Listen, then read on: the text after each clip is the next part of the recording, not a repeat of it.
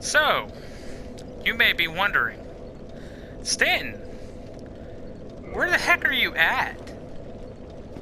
And, well, I will go ahead and let you guys know I am in Blighttown. You may be wondering, well, Stanton, how come you're in Blighttown? Well, I was trying to do some off-screen,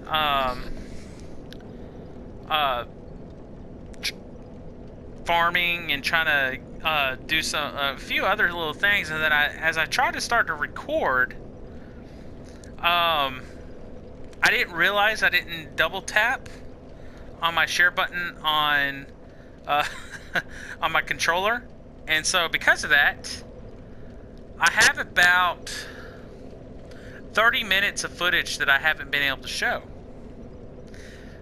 So I wanted to go ahead and apologize to you guys. I actually went in through the back way for Blighttown. I didn't go the front way like you normally would, because I haven't finished the depths. I've only done half of the depths. And I wanted to try and do some farming, because there's a couple things I did, and unfortunately I can't show you because the footage isn't there. But I am no longer part of the Way of the White. I'm actually now part of the Sunlight Covenant. How I got that, and some people may know this, but some people may be wondering, well, Stanton, how can you be a part of the Sunlight Covenant? There is that statue on the bridge next to the where the Hellkite Drake is at, and over there there's a broken statue that's just crumbled to pieces where you can see the sunlight really well. And what ended up happening was that I had done, while I was doing my farming, I actually joined a few people's playthroughs to help them farm the gargoyles, or help them fight the gargoyles, and I was using that to kind of farm a little bit. I didn't get too overpowered or anything. I'm only level 32, but the requirement to be a part of the Sunlight Covenant is to actually be to have 25 in faith, but as you can see, I only have 10. Well, if you actually help people online and you do co-op online, it will actually drop the requirements by 5 for every single time that you jump on there. And so I ended up doing it 3 times because that's how many times I ended up getting summoned. And so I ended up dropping 15 points out of it and only needed to be up to level 10 for it. So what do you get out of joining the Sunlight Covenant? Well, let me show you. If you come over here, I now have Lightning Sphere, which is a really good spell, especially in this game. In the other games, miracles, especially in Dark Souls 2, miracles were extremely overpowered, but everything was overpowered in Dark Souls 2. So like sorceries, hexes, especially hexes, and miracles. And Sunlight Spear was one of those, or Lightning Spear was one of those miracles that were really overpowered. And in this game, it is still pretty good. There are a lot of things that are actually weak to lightning in this game. So lightning actually does a lot of damage. And unfortunately, I wish I could have showed you all that. I wish I could have showed you that. I also, and what I'll do, I will actually go through the area. What I'm doing right now, I'm actually trying to do a little bit of farming, because I'm trying to get some green titanite, and this area is one of the areas that you can get green titanite. If you can look right here, this is not a mimic. Boom. We won't find a mimic until later.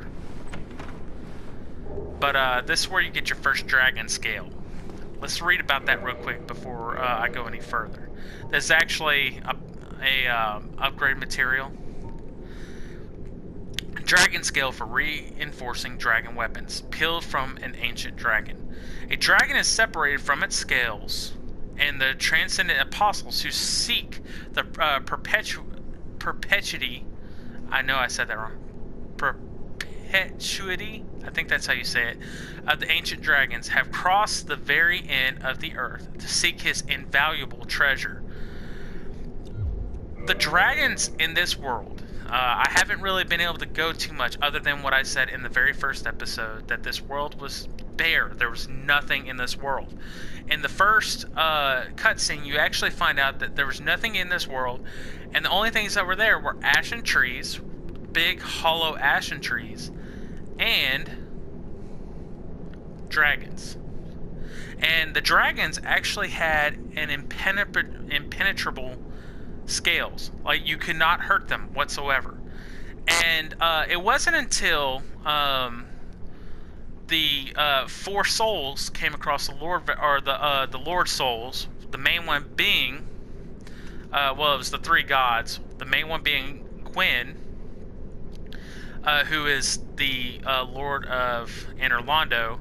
The second one being Grave Lord Nito, who was the first of death. And then you had the Witches of Izalith. And these three are the cause for a lot of different things. But there was a fourth one that ended up getting a bequeath Lord Soul, which was Seath, who was actually a dragon. Now, Seath was a bitter dragon because his name is actually Seath the Scaleless. And that is how dragons actually had their immortality, was because of the scales that they had. And Seath actually did not have any scales, so he was very jealous of the dragons. And so he actually struck a deal with Gwyn and the other two lords on how to beat the dragons. And so Gwyn and his knights, his black knights were the main ones, would hurl lightning spear at the dragons, which broke through their scales. After that, Nito actually sent out a miasma that ended up decomposing their bodies, and then the Witches of bit my tongue. The Witches of Izalith actually would burn their bodies into ash, and burn the hollow ashen trees so that they couldn't have a place to respawn. Because those actually have a significant connection to each other. So that kind of gives an idea of what the lightning spear is and how powerful it is, along with having a dragon scale. So now that's a little bit of history taken care of, a little bit of the lore behind this, or behind the dragon scale. Let's go ahead and talk of where we're at. Like I said, we are in the swamps, the bog of Blighttown. Now, historically, no one likes Blighttown. Blighttown is not a fun place to be at. A lot of the reasons is because you see this. This is just me walking regularly. This is me holding the run button down. And during that time, you're walking through poison. Now, you have to have a specific kind of ring to actually be able to walk fast in like water or the sludge. We're probably walking in poop, just letting you know. But that's more than likely. Well, not more than likely. I kind of lost my train of thought right there. Oh, come on. But that's one of the reasons why no one likes this place. You're not going to find many people that are like, man, Blighttown is my favorite place of all time. And these green slugs are the real reason why I'm here. These green slugs actually drop green Titanite shards.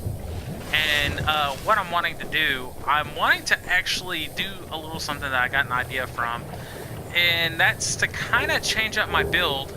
Oh, we got the pyromancy set. I forgot about that set being right here. We'll read that here in just a minute. Those little bugs will constantly respawn no matter what, and they're extremely annoying. Their little blood splatter that they do actually causes poison buildup, which poison really isn't that big of a deal. There is an enemy in this area that sucks big time because what they cause is toxic. Now, toxic is a different beast all around. It is not the same as what poison does. Toxic makes your health go down extremely fast. Are you about to fall on top of me? And then we have these fire bugs. Yeah, I think you're gonna fall right on top of me. And we're picking up a bunch of Proud Knight souls. But this place is barren, it is ugly, nothing is good about this place.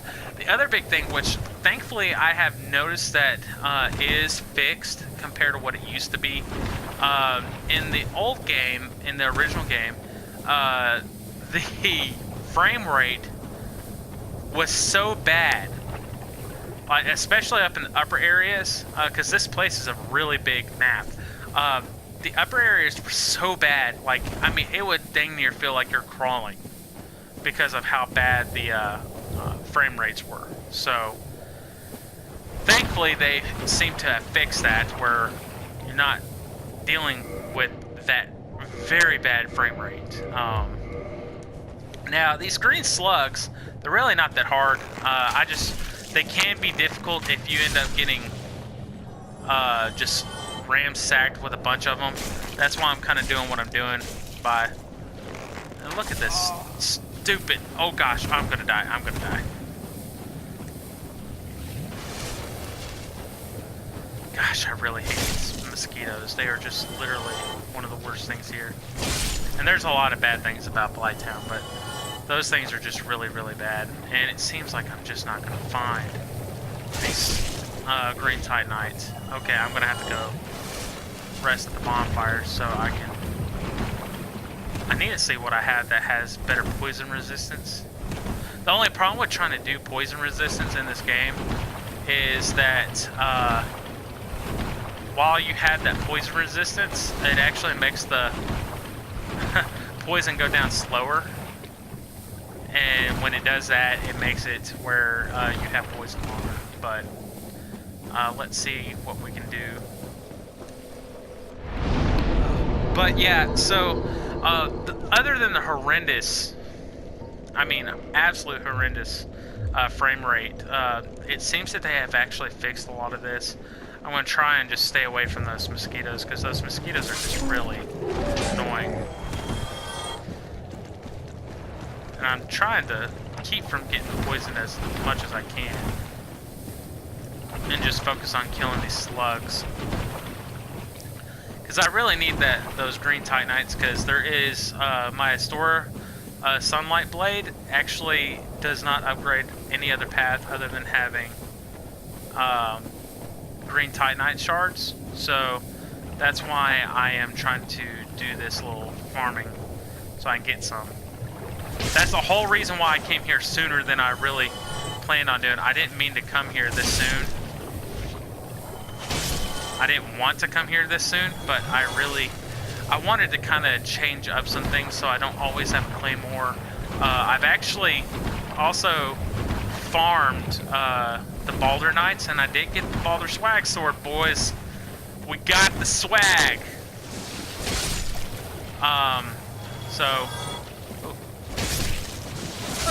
Oh, I thought I got them both with that one. Did I get some? Yes, got some green Titanite. So I'm gonna try and get another good kill on them so I can get some more.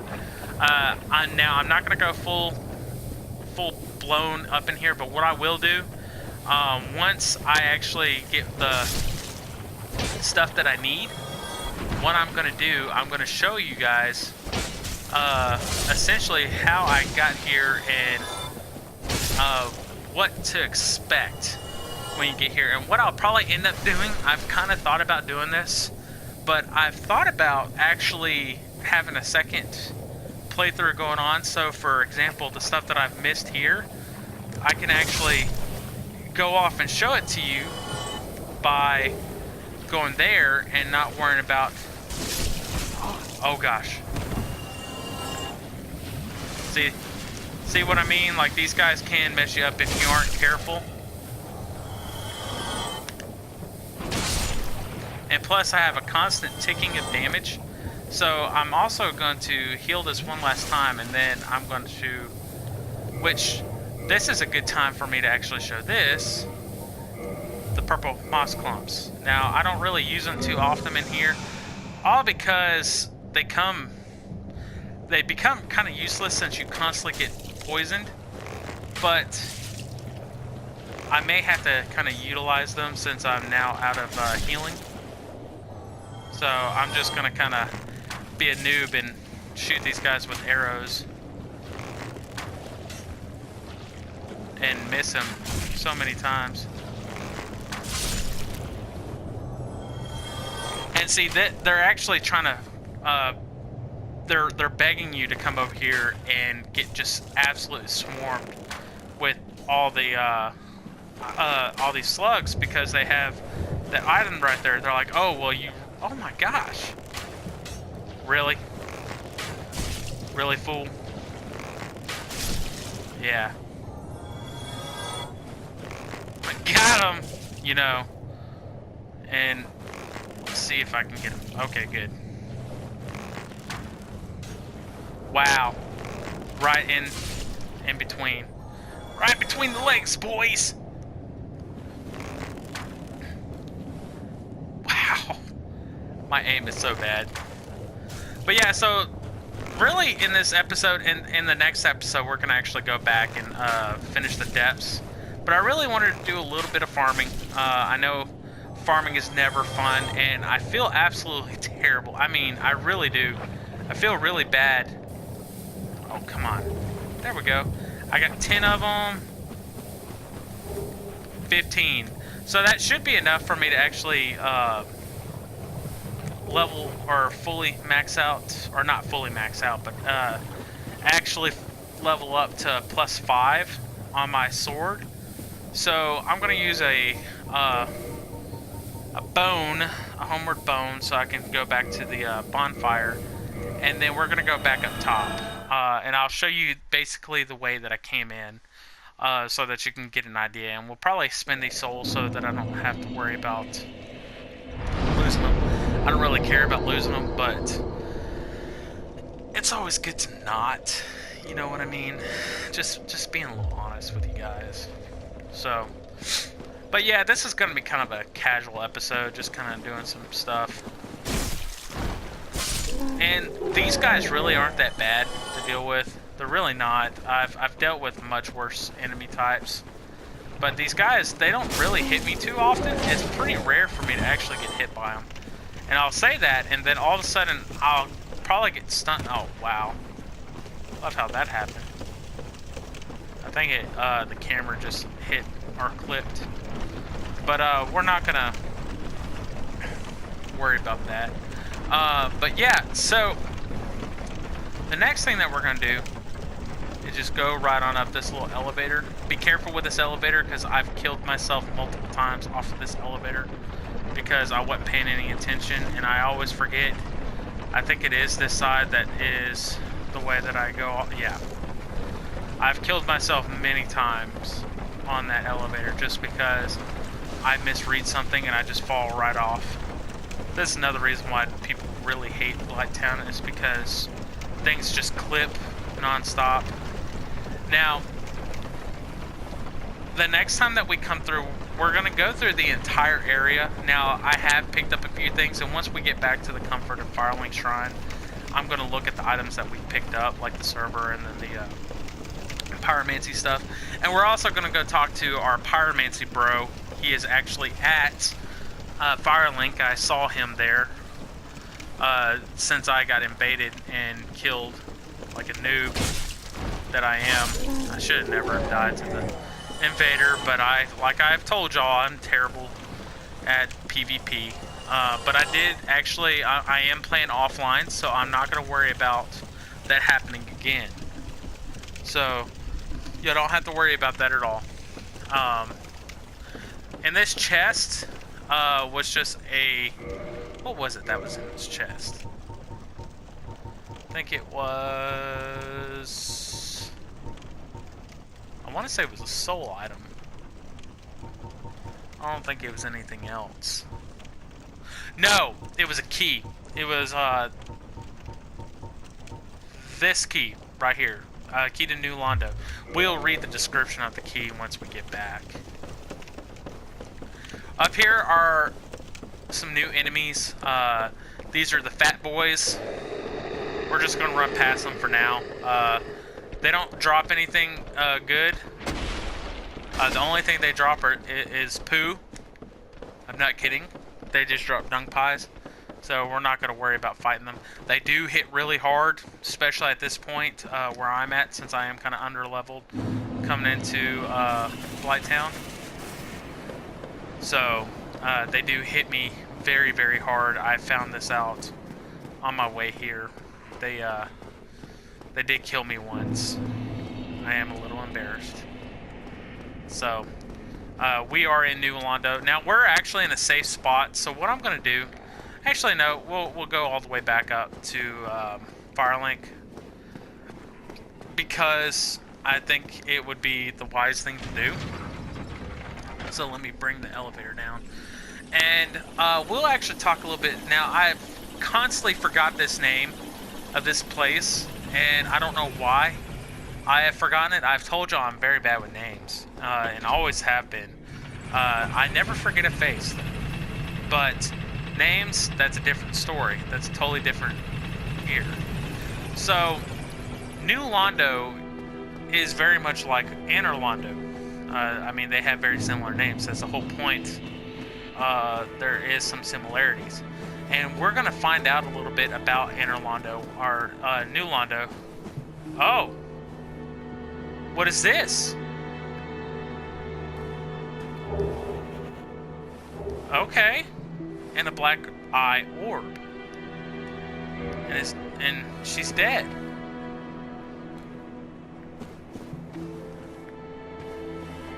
Lautrec is not here.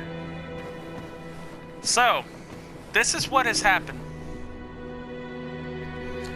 Lautrec, actually, the reason why he was sitting right here was because his goal was to actually kill the Firekeeper. And we will read the black red eye, or the black eye orb, so that we can find out what's going on. Mystical orb found on a keeper's corpse. Invade the world of the murderer of a Firekeeper to defeat the perpetrator and reclaim the soul of the Firekeeper. Black Eye keeps constant watch on the city of the gods, Anor Londo. This is an unfortunate event. I didn't know it was going to happen. I must have triggered it somehow, and I don't know how I triggered it, but now we cannot use this bonfire. The Firekeeper's absent. Cannot light bonfire. We cannot use it because she is dead. And it's going to be a while before we can actually get to her. So the best thing that we can do now at this point, since this particular bonfire is now out of commission, we are going to have to go back down to the depths and go there. But before we go there, we're going to go ahead and talk to people so that we can go ahead and get this stuff done. Alright, so, but before we talk, so I don't forget, let's go ahead and read the key to New Londo ruins. Key to the iron bar separating the ruins of New Londo and Drake Valley. The ruins of New Londo were blocked off, for the cursed ghosts posed danger to life and spirit, and the legend speaks of a terrible dark which was sealed away. And basically, that is one of the reasons why we can't really go there, and it is because there's actually a bunch of cursed beings in that place. It's a very dangerous place, and if you don't have what is called the transient curse item, which we have right here, limb of a victim of a curse. Temporary curse allows engagement with ghosts. The only way to fight back against ghosts who are cursed beings is to become cursed. Oneself. The safest method, however dreadful, is to cut off an arm of the dead. And that is the only way that you can actually harm them over there. Now, we could actually go there and fight them, but we're not going to. I actually don't want to fight them right now because we don't have any real reason to do that just yet.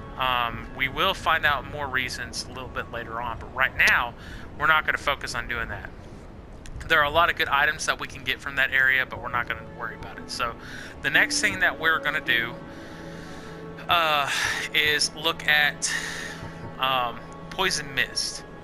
Unique pyromancy crafted by Ingi. Considered a heretic even at the Great Swamp, create Poison Mist. Ingi became an egg-bearing undead who serves a deformed young girl who speaks an unintelligible tongue. We'll find out a little bit more about that individual, Ingi. I think that's how you pronounce his name, but Ingi, we'll find out more about him and this deformed girl that it speaks of. And then let's also look... Oh, and I also have the full Baldur set.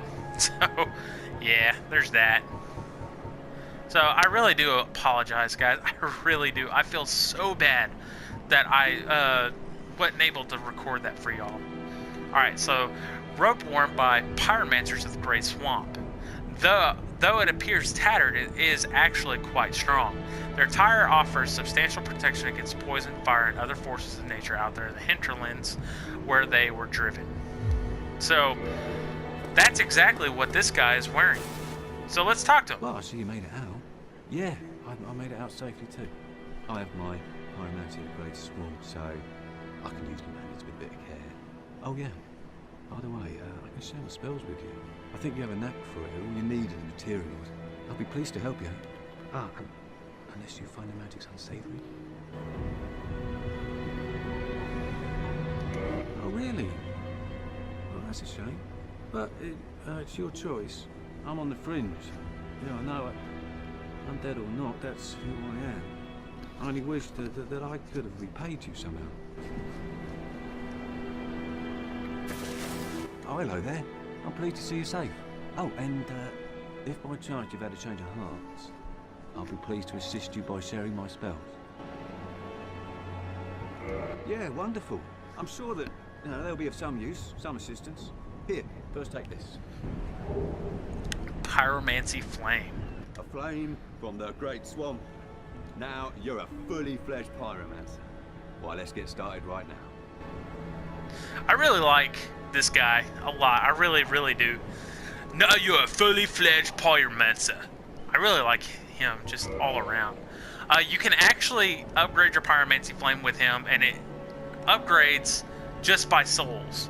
Now, in the other games, you have to use Titanite shards, but in this game, all you have to use is souls. And you can actually get your pyromancy flame up to, I think, level 10 pretty quick. So let's go ahead and use some of our souls to get that, and then let's look at what he has.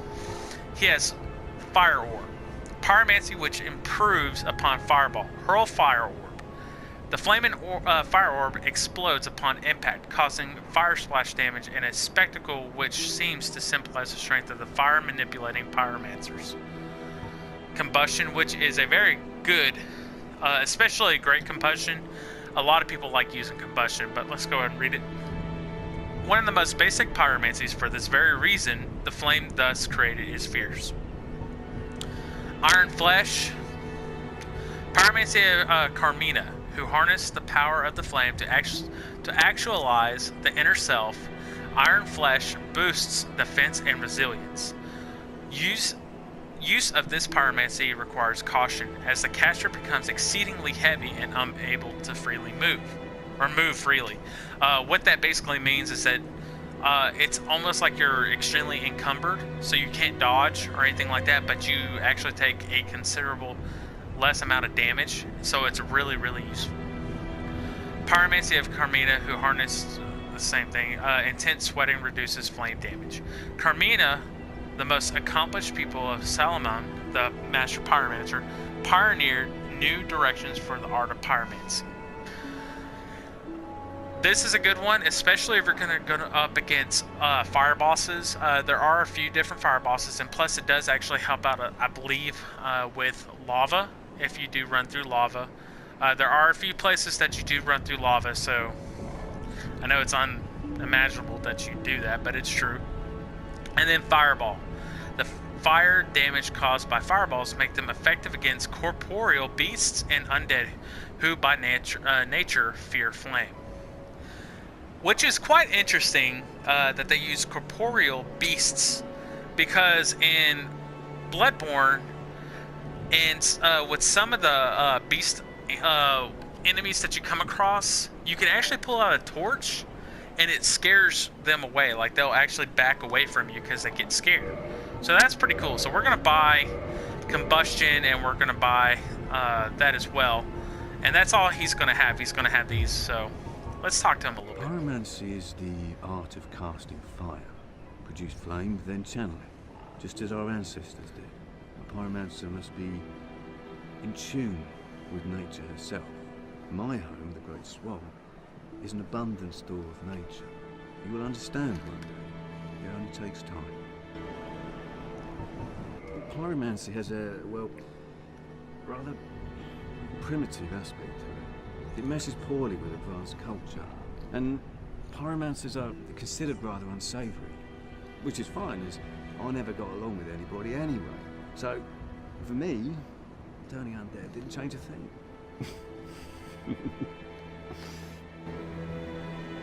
A pyromancer's flame is a part of his own body. The flame develops right along with his skill. When I gave you that flame, I gave you a part of myself. Please take good care of it. A pyromancer's flame is a part of... Okay, that's all he's got to say. It's very interesting that he says that... Come back if you find anything new. That amongst other people, if you're a pyromancer, you're kind of looked down upon, like you're lower than the rest of society. It's very interesting that he says that, because it's something you really wouldn't expect, especially since you're able to conjure flame from your hand, but it's considered unsavory. It makes you wonder if they considered it more uncouth, or it's more along the lines of as uncivilized to be able to use that. And I think that may be because the fears that come across whenever using the flames. We're going to use one of these souls right here. We're going to use Soul of a Proud Knight to give us some souls so that we can buy some more of his stuff. I don't think I have enough. I can buy one of these. I'll buy this one. Goodbye then. It's very interesting that that's the case, because you think about it, if you can use sorcery, you're considered extremely intelligent. If you can use miracles, you're considered extremely faithful. And it's almost like, one, you had the science versus the religion thing going on right there, but what happens to the people who are right in the middle ground? The ones who they consider unsavory. It makes you really wonder why that is the case, why it's so primitive to not like the ability to use flames. I don't know. It's always kind of baffled me whenever I've heard that from him, because it doesn't make sense why that would be something crazy, because it is still a type of sorcery. You're manipulating a flame, I would think. But you know, it's kind of crazy. But I think what it actually indicates is that there's a chance that it draws from, one, it draws from yourself. It actually is fully reliant on yourself. It's not relying on books. It's not relying on faith. It's drawn amongst your own life force to be able to create the flame. So there could be a few things that it could be. But what really strikes me crazy, or not crazy, but strikes me with some confusion, is the fact that the Izalith, the pyromancers from Izalith, they actually utilize flame as well. But you will actually find out that there's a lot of problems with what they did. And I'll go into that into a little bit further on. Then I'm not going to go into it right now because I don't want to spoil anything just yet. And it looks like Petrus is back, but his party is gone. So let's talk to Petrus here. Oh, you again? Me? I've become separated from my lady. I've scoured near and far, but no sight of her. Where could she have gone? Milady, to think I swore to protect you with my life. Your Highness, where have you gone? I am entirely to blame for this. Oh, woe is me. I am unworthy, deathly so. Oh, I'm sorry. Miracles, was it? Sometimes I lose myself. Pay me no mind. Interesting.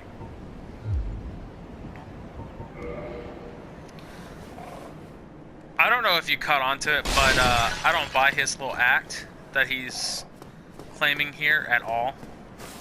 Oh, woe is me. Come on, homie.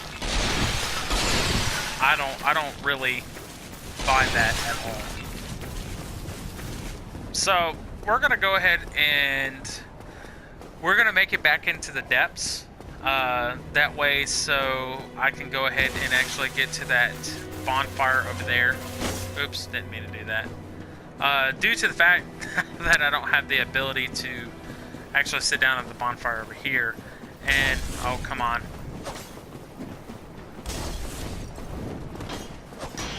Oh, no. Wow. Y'all know where that's going to lead me back, right? Well, that's awesome. So,